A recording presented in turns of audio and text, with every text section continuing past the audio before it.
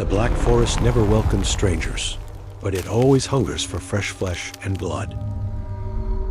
Valerie stood before the mirror, tying the crimson cloak tight like a gaping wound across her neck.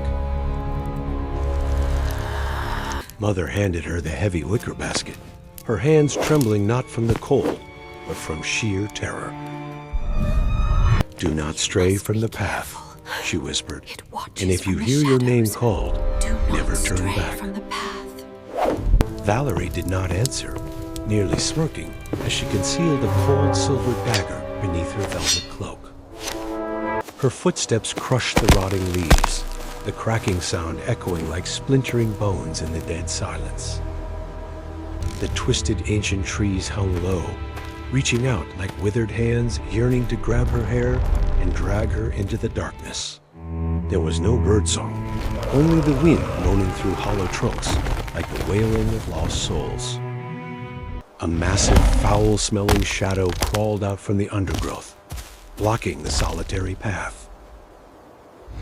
It was an old wolf, but its flesh was ulcerated, revealing patches of bleached ribs and cloudy eyes. The monster wheezed, its eyes filled not with hunger, but with utter horror. Foolish child. She is not waiting for cake.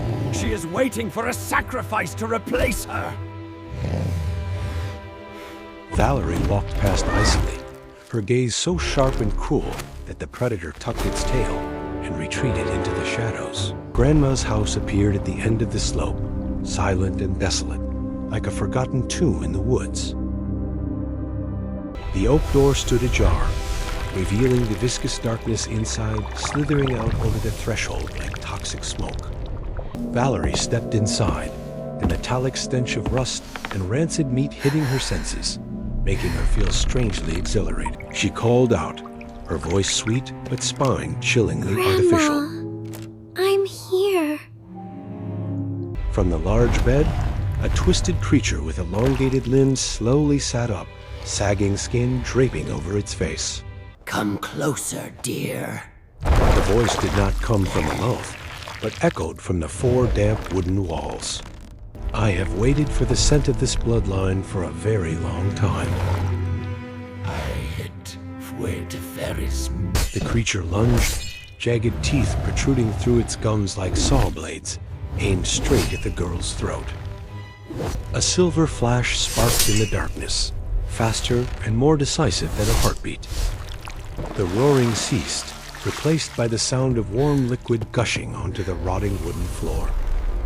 Valerie stood up, wiping blood spatter from her cheek. The red scarf had now merged with the color of the carnage. She looked down at the corpse, her pitch-black pupils dilating, shifting into the glowing yellow of a beast. The blood curse never ends. It merely passes from the old hunter to the younger one. Valerie smiled, baring her gleaming white teeth that were now sharpening to points, and sat on the steps to await the next lost souls.